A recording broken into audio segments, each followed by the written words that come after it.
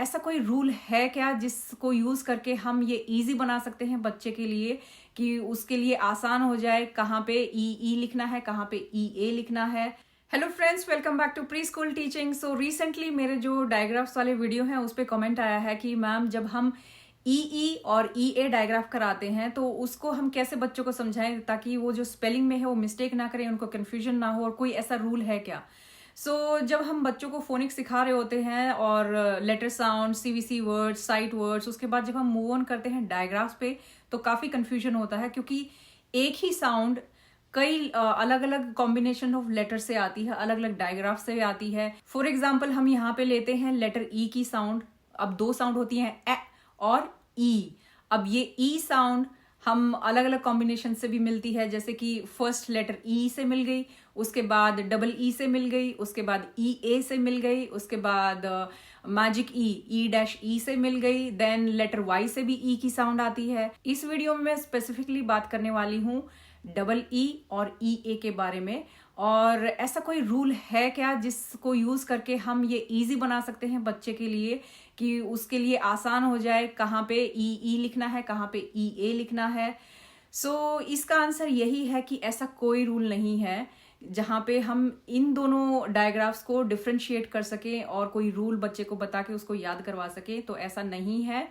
अब हम कैसे बच्चे को याद कराएं? उसके लिए नंबर 1 आपको क्या करना है कि एक टाइम पे एक ही डायग्राफ इंट्रोड्यूस करवाना है। फॉर एग्जाम्पल हम शुरू करेंगे ई से।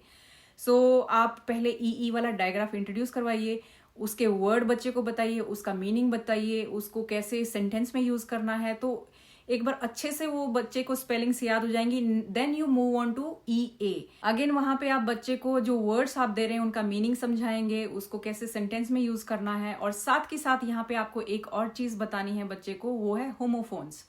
फॉर एग्जाम्पल वर्ड है स्टील, स्टील, दोनों साउंड सेम करते हैं, उनकी स्पेलिंग अलग है। STEEL स्टील यानी कि मेटल, और STEAL यानी कि चोरी करना, कुछ चुराना।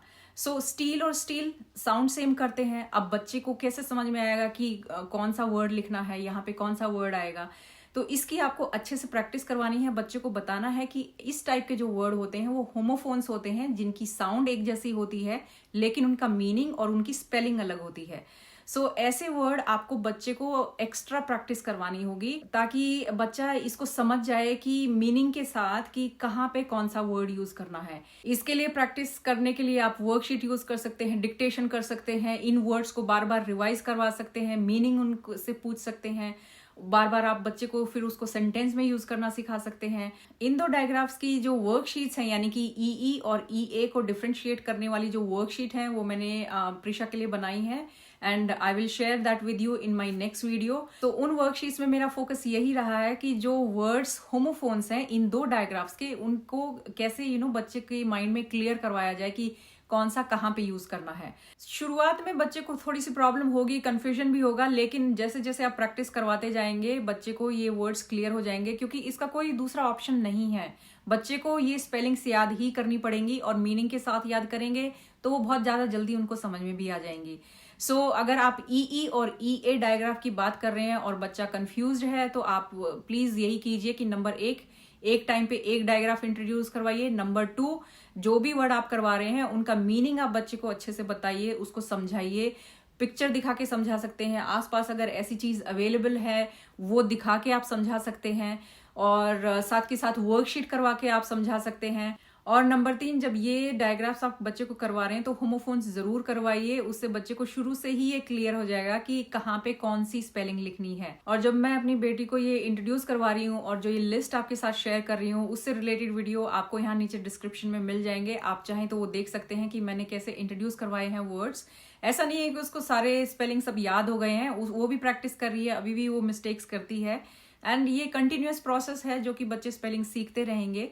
बट हाँ, जितनी ज्यादा हम प्रैक्टिस करवाएंगे उतनी ही उनकी मिस्टेक्स कम होती जाएंगी। इन दो डायग्राफ से रिलेटेड जो वर्कशीट्स हैं वो भी आपको मेरी वेबसाइट पे कुछ ही दिनों में मिल जाएंगी, जो है preschoolteaching.in। वहां पे आप चेक कर सकते हैं। अगर ये वीडियो आपके लिए थोड़ा सा भी हेल्पफुल रहा है तो वीडियो को लाइक और शेयर जरूर कीजिए और चैनल को सब्सक्राइब कीजिए। I will see you in my next video. Till then, bye bye.